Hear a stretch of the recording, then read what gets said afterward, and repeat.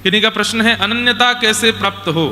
घर के विग्रह जी, फैक्ट्री और दुकान के विग्रह जी कैसे समझें? सबसे पहले तो विग्रह शब्द भूल जाइए। साक्षात लाल जी हैं, साक्षात ठाकुर जी हैं। विग्रह शब्द नहीं बोलना है। विग्रह कहकर के आप संकेत कर रहे हो कि आपके ठाकुर जी जो हैं वो पाषाण हैं, वो निर्जीव हैं। इसलिए विग्रह शब्द का प्रयोग मत कीजिए। आधी अनन्यता तो यहीं से शुरू हो जाएगी। फिर रही बात घर के, फैक्ट्री के, दुकान के, सब जगह के अलग अलग ठाकुर जी हैं, क्या भाव रखें, कैसे एक रस माने? एक रस मानने में कोई दिक्कत नहीं है। हमारे लाल जी यहाँ विराजते हैं, लेकिन चित्तपट में यदि कहीं किसी वैष्णव के घर में होते हैं तो वहां देख करके भी हम यही भाव रखते हैं कि वाह लाल जी हमसे पहले पहुंच गए, यहाँ पे बड़ी जल्दी आए हो। अच्छा, गरुड़ के वाहन पर चलते हैं ना, मन से भी तेज चलता है। तो एक बुद्धि रखनी पड़ेगी कि एक ही हमारे लाला हैं, वही चित्रपट के रूप में सब जगह विराजमान। घर पर तो सब सेवा हो जाती है, परंतु अन्य जगह कैसे सेवा करें? इसमें यही भाव है कि घर के ठाकुर जी तो आप पूर्ण रूप से, भाव रूप से सेवा वाले ही रखो। बाकी जगह ठाकुर जी के प्रतिनिधि चित्र स्वरूप विराजमान कर दो और इस भाव से सेवा। अगर वहां पर भी स्वरूप विराज रहे हैं ठाकुर जी के तो वहां किसी को नियुक्त करो। अब फैक्ट्री और दुकान कह रहे हो, इतना खर्चा तो आप पे होगा ही कि कोई ब्राह्मण देवता को आप सेवा में लगा सको, जो वहां आपके द्वारा सेवा कर दिया करें। बाकी अनन्यता विश्वास से प्रकट होती है। न अन्य इति अनन्य, अपने एक के अलावा किसी अन्य में बुद्धि ना जाना, इसी को अनन्यता कहते हैं। और वो विश्वास से ही आती है, इसी को अनन्य भाव कहते हैं। और वो विश्वास से प्रकट होगा। विश्वास कैसे प्रकट होगा? सत्संग से प्रकट होगा, हरिजनों के संग से प्रकट होगा, कथा श्रवण से प्रकट होगा। और कई बार जीवन में आई घटना और उस घटना के समय पर किया गया कीर्तन और उस कीर्तन से नष्ट हुई वो घटना विश्वास को प्रकट करती है। पर घटना की प्रतीक्षा क्यों करो, पहले से ही विश्वास रखो। दूसरा भाव, भगवान अपने भक्त का अपनी ओर कैसे खींचते हैं? उसके योग्य गुणों को, स्वभाव को देख के। रूप, अष्टसखा गाते हैं, प्रीतम प्रीत ही सो पई है, यद्यपि रूप गुणशील सुधरता, इन बातन ना रिझई हैं, प्रीतम प्रीत ही सो पई है। आपके चित्त का व्यवहार कैसा है, आपके अंदर प्रीति कैसी है, आपके अंदर प्रेम कितना है, आपके अंदर धन्यता कितनी है, आप सरल कितने हो, आपका स्वभाव मधुर कितना है, उससे ठाकुर जी रिझते हैं। अपने जीवन में होने वाली गतिविधियों पर आप क्या निर्णय लेते हो, उससे ठाकुर जी रिझते हैं। ये जो जीवन में कई बार संकट आते हैं ना, ये ठाकुर जी भेजते हैं जानबूझ के। देखूं तो सही कहां निर्णय लेगो, जब जागो तभी सवेरा, 1 घंटा बाद ही जगे सही। तानपुरा को लेके, लेकिन बढ़िया है, ध्यान से सुनो क्या बता रहा था मैं। कई बार जीवन में परिस्थिति ठाकुर जी भेजते हैं ये देखने के लिए कि अब ये क्या निर्णय लेगा। अब द्रौपदी जैसी परिस्थिति भगवान किसी को ना दें। निर्दोष 5 बालकों को मार दिया अश्वत्थामा ने, और द्रौपदी रो रही है, बिलक रही है कि मेरे निर्दोष बालक मार दिए। भगवान कृष्ण की बहन है, ठाकुर जी बहन कहकर के द्रौपदी को बुलाते हैं, उसके 5 निर्दोष बालकों को मार दिया। उनके शव पड़े हैं सामने, और उसी समय अर्जुन अश्वत्थामा को बांध करके, हाथ पैर बांध करके सामने लेकर के आता है, इसने मारा है 5 बालकों को। द्रौपदी तू आज्ञा कर, क्या करूं? द्रौपदी क्या कहती है? छोड़ दो। क्यों?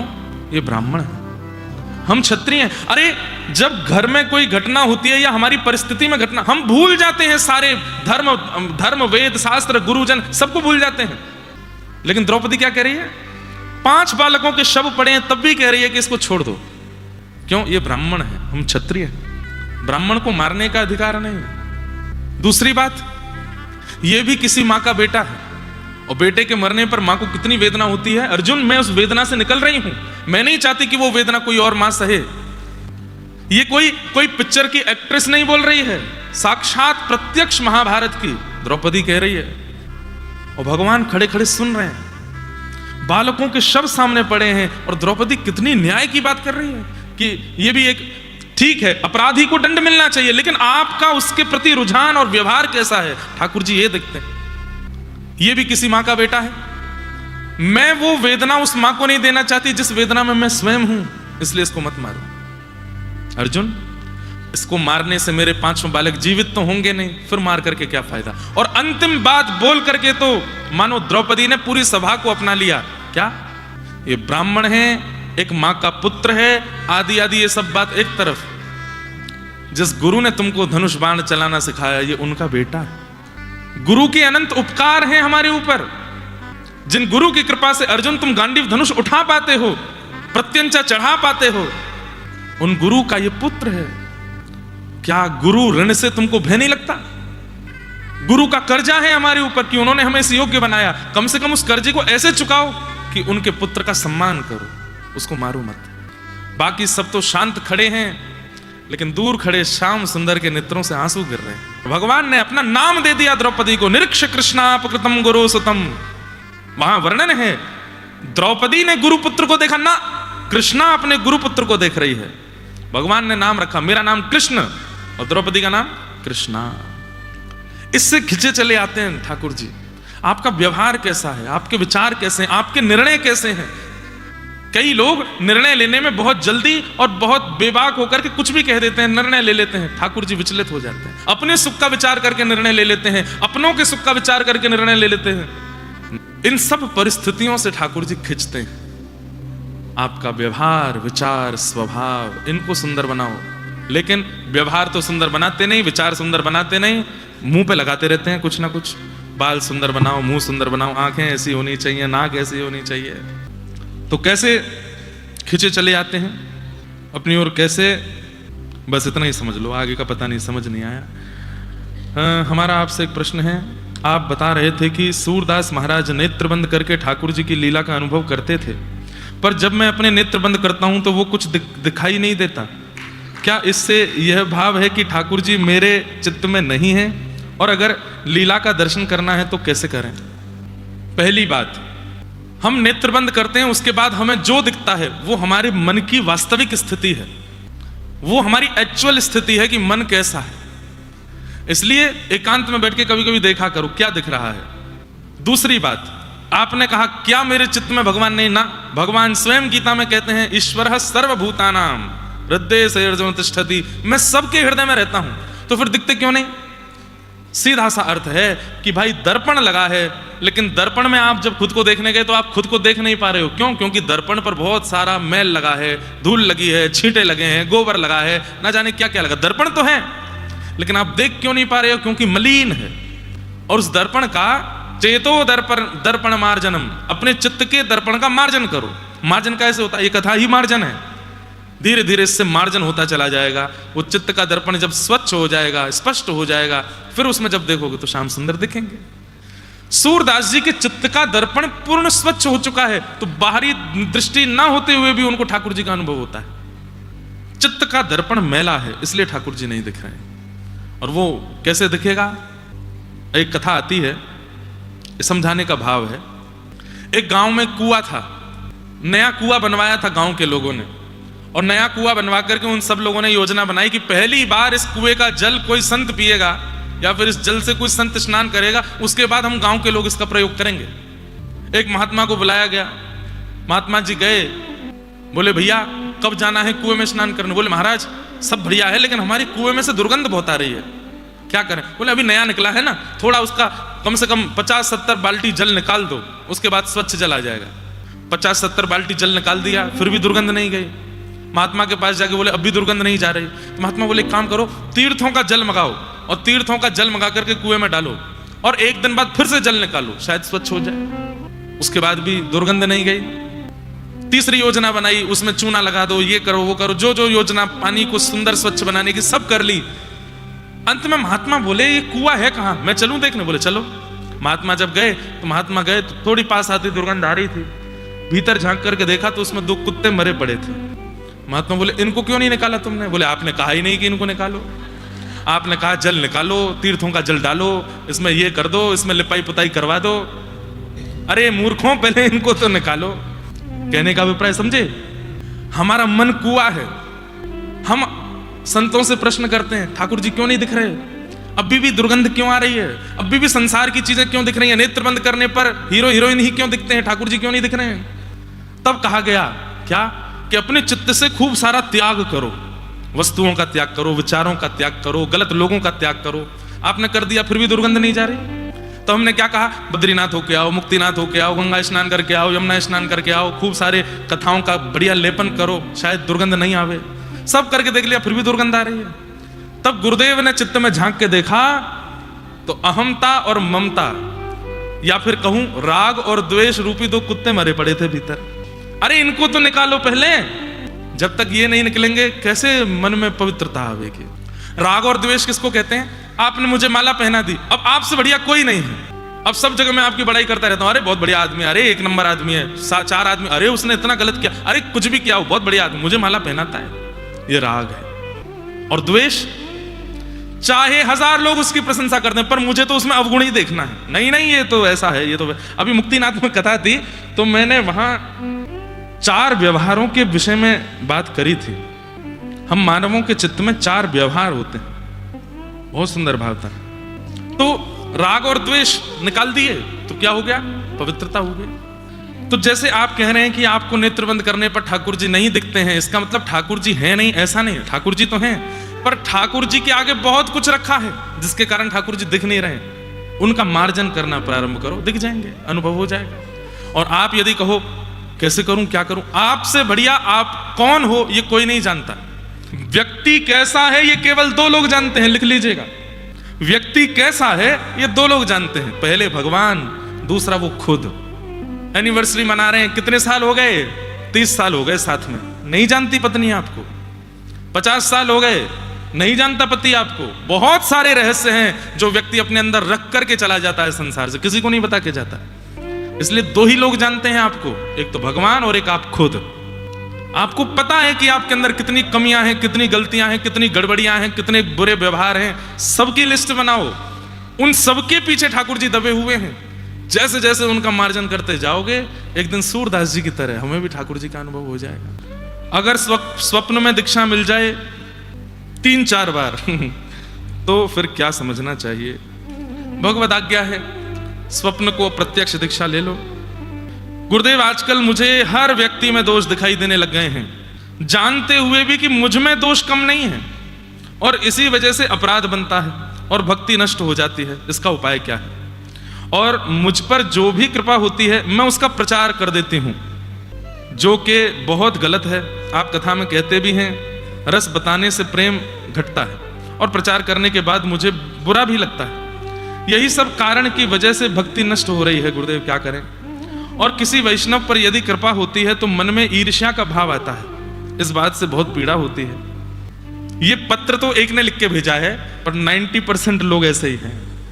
और किसी वैष्णव, हाँ, और एक आखिरी बात, यदि कोई वैष्णव या ब्रजवासी ही कुछ गलत कार्य, गलत बात या कुछ करे हमारे साथ, तो उसके प्रति कैसी बुद्धि रखनी चाहिए? इन सब पर ही तो हम बात करते रहते हैं पूरे दिन। सब में दोष दिखना, अपने आप में गुण दिखना, अपने ऊपर होने वाले अनुभवों का प्रचार कर देना, ये सब आप स्वीकार कर रहे हैं, यहां लिख करके मुझे बता रहे हैं, लेकिन आपके स्वयं साथ नहीं घट रहा है। इसका मतलब क्या है? नाम आश्रय उचित रूप से नहीं, और आपका उद्देश्य भगवत प्राप्ति नहीं बना है। व्यक्ति का उद्देश्य यदि स्पष्ट हो जाता है ना कि मुझे ये प्राप्त करना है, तो उसे प्राप्त करने की जितनी योजनाएं होती हैं वो सब कर देता है। ये जिन्होंने पत्र लिखा है या ये व्यवहार जिनका भी है, उनका उद्देश्य स्पष्ट नहीं है, उन्हें ठाकुर जी की प्राप्ति करने से कोई अभिप्राय नहीं है, इसलिए ये सारी चीजें स्वीकार करने के बाद भी बनी हुई हैं। व्यक्ति को शुगर हो गया, डॉक्टर के पास गया, डॉक्टर ने कहा सुबह दोपहर शाम की दवाइयां खानी पड़ेंगी जी, वो एक इंजेक्शन और लगता है, उसको पेट में लगाते हैं कई लोग, ये लगाना पड़ेगा, ठीक है, 6 महीना बाद दिखाना हमको, 6 महीने का कोर्स कर दिया है, ठीक हो जाओगे, ठीक है। अब वो गए, सुबह दोपहर शाम दवाई लेते हैं, खूब पेट में इंजेक्शन लगाते हैं, सब कुछ करते हैं। 6 महीने बाद गए, जैसे ब्लड टेस्ट हुआ, शुगर निकल के आई 450। डॉक्टर बोले अरे ये 6 महीना से दवाइयां कहाँ जा रही हैं? सब सुबह दोपहर शाम लेता हूँ, इंजेक्शन भी लगाता हूँ, सब करता हूँ, फिर कैसे नहीं ठीक हुआ भाई? अच्छा अपनी दिनचर्या बताना चाहिए। सुबह नाश्ता क्या करते हो? नाश्ते में बेड़ई, कचौड़ी, पूड़ी, जलेबी, और नाथद्वारा में क्या मिलता है? सुबह सुबह पोहा और वो क्या कहते हैं, पुदीना की चाय, पुदीना वाली चाय मिलती है। ये तो सुबह का नाश्ता है। दोपहर का भोजन क्या है? बोले दोपहर में इडली, डोसा, बड़ा पाव आदि आदि ये सब चलते हैं। और रात्रि को तो हम लोग घर में भोजन नहीं बनाते, बाहर से मंगाते हैं, पिज्जा, बर्गर। अरे दारी के तू कितनी दवाई ले ले फिर भी ठीक नहीं होएगा। क्यों? क्योंकि परहेज नहीं है। ये जिन्होंने पत्र लिखा है या इस प्रकार का व्यवहार जिन किसी का भी है, वो कथा तो सुन रहे हैं, वो नाम तो कर रहे हैं, वो तिलक तो लगा रहे हैं, इसका मतलब दवाइयां ले रहे हैं, लेकिन परहेज नहीं कर रहे हैं। परहेज क्या है? गलत स्थान पर नहीं जाना, गलत व्यक्तियों से नहीं मिलना, गलत खाना नहीं है, गलत पीना नहीं है, हर प्रकार की तजोरे मन हरि विमुखन को संग, जाके संग कुमति उपजत है, पड़त भजन में भंग, कहा होत पे पान कराए, विष नहीं तजत भुजंग, तजोरे मन हरि विमुखन को संग। मतलब औषधि तो ले रहे हो आप, कथा सुन रहे हो, स्वीकार भी कर रहे हो कि मुझ में ये सारे दोष हैं, तिलक स्वरूप भी लगाते ही होंगे, नाम जप भी करते ही होंगे, लेकिन परहेज नहीं कर रहे हो। परहेज ना करने के कारण ये दोष आ रहा है, और ये दोष अभी तक बना हुआ है। इसलिए परहेज करना भी प्रारंभ करो। गलत स्थान पर नहीं जाना, गलत भोजन नहीं करना, गलत व्यक्ति का, और सबसे बड़ी बात, आप गलत स्थान पर भी नहीं जाते, भोजन भी गलत नहीं करते, लेकिन कोई एक व्यक्ति ऐसा आपसे जुड़ा हुआ है जो सारी गलतियां करता है, तो उसकी वजह से भी आप में दोष बचे रहते हैं। औषधि लेने के बाद भी रोग ना जावे, इसका मतलब आप कुछ तो ऐसा सेवन कर रहे हो जो आपके रोग को बनाए रखा है। इसलिए परहेज करो, दूषितताओं का त्याग करो। आदि आदि सब भाव हैं। संसारिक जगत में ज्ञानी पुरुष बड़ा है या भक्त पुरुष, और इन दोनों में अंतर क्या है? ज्ञानी पुरुष बड़ा बेटा भगवान का, और भक्त पुरुष छोटा बेटा भगवान का। एक रूप में यहां पर ज्ञानी की बड़ाई हो गई है और भक्त की थोड़ी सी ये हुई है कि वो छोटा है। लेकिन अब एक रूप देखिए, माँ जब बाजार जाती है तो बड़े को घर छोड़ जाती है, छोटे को गोद में लेके जाती है। क्यों? छोटे को नहीं छोड़ के जाऊंगी रोएगा, छोटे को नहीं छोड़ के जाऊंगी उपद्रव मचाएगा। बड़े को पूरे जिम्मेवारी देके जाती, तुम घर संभालना, आंधी तूफान आए खिड़की बंद कर देना, कोई डोरबेल बजाए तो खोलना नहीं, और वहां मैंने दूध रखा गर्म करने, उसको देखते रहना, टीवी मत चलाना, एसी बंद कर देना, लाइट बंद कर देना।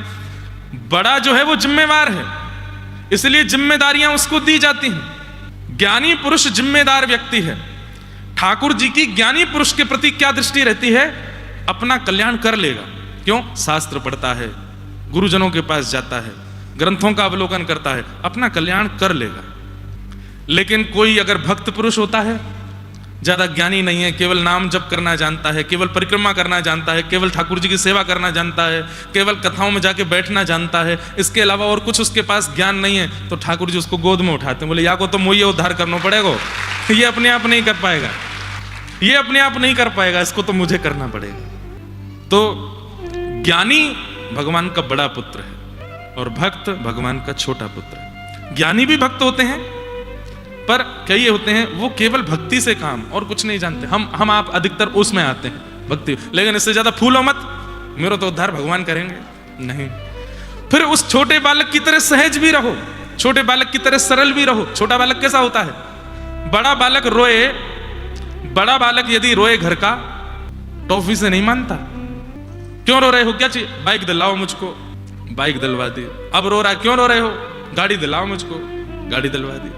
बड़ा व्यक्ति जब रोता है तो उसको बड़ी बड़ी चीजों से शांत करना पड़ता है, पर छोटा जब रोता है, कई बार टॉफी नहीं होती तो टॉफी के रैपर से भी शांत हो जाता है। चिर चिर चिर चिर कर दो ऐसे रैपर को, देखो टॉफी देखो, शांत हो जाता है। तो छोटे हो, भक्त हो, तो सहजता में रीझना सीख जाओ, सहजता में मानना सीख जाओ, छोटी छोटी बातों पर शांत होना सीख जाओ।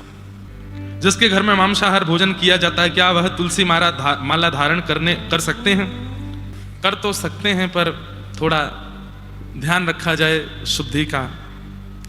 अगर रोज ही बनता है, बहुत ज्यादा ही है, तो फिर प्रयास करें कि जब तक घर में शांति ना हो जाए, घर कब्रिस्तान से पुनः भक्ति स्थान ना बन जाए, तब तक नहीं पहननी चाहिए। कब्रिस्तान कुछ गलत बोला मैंने?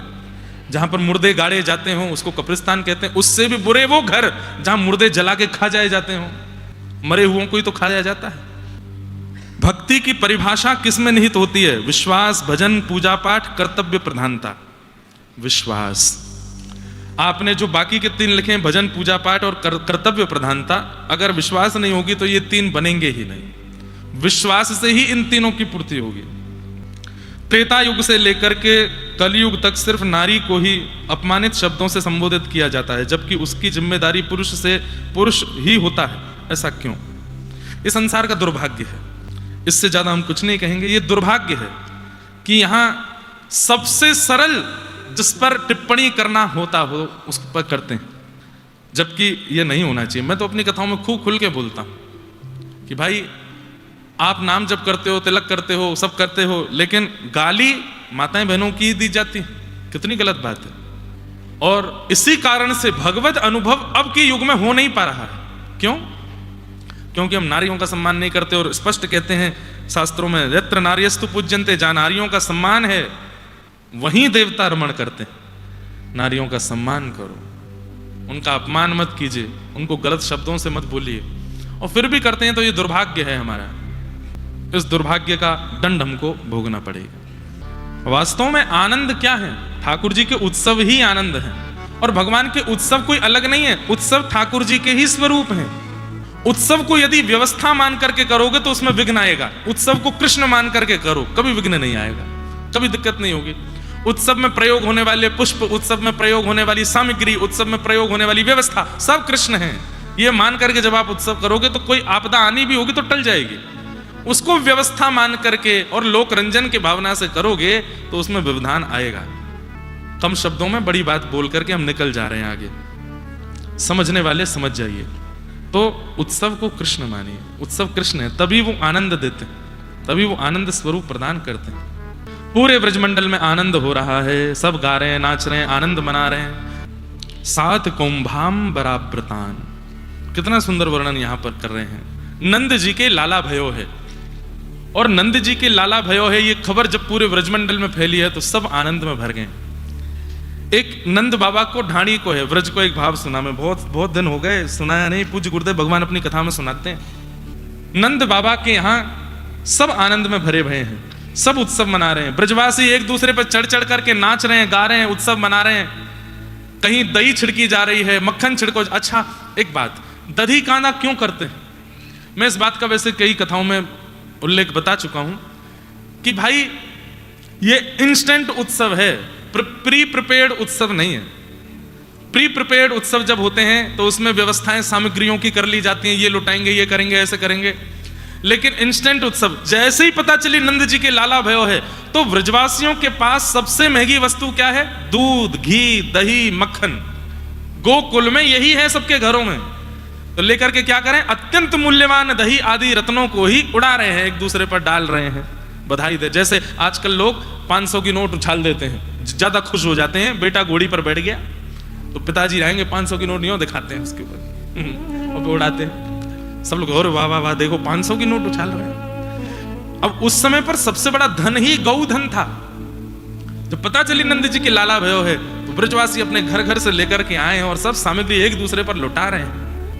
उत्सव में बहुमूल्य वस्तु को उछाल दिया जाता है कि देखो मेरा मन कितना उदार मना हो गया कि मैं मूल्यवान वस्तु को भी उछाल रहा हूं। इसलिए दधी काना, मक्खन एक दूसरे के मुंह पे घुमा घुमा। एक बिना दांत वाली अम्मा वाकू जैसे ही पता चली कि भैया ये तो यहाँ पे सबरे दही उछाल लें, मक्खन उछाल लें। हमारे यहाँ ब्रज में जैसे सब जगह बोलते हैं क्या हुआ है, हमारे ब्रज में क्या कहा भयो है। तो वह मैया ने आकर के देखी माखन के मोटे मोटे जो है गोला एक दूसरे पे मारे जा रहे हैं, दही उछाली जा रही है। तो वहां ने बाहर आके पूछी कहा भयो है। जैसे ही माने की कहा, एक ग्वारा ने देख लियो, बोले कि मैया कछु बोरेगी। मुंह में एक भी स्टॉपर नहीं है, स्टॉपर मतलब दांत रोके वाले, नॉन स्टॉप भीतर जाएगा, बना के गोला एक मारो।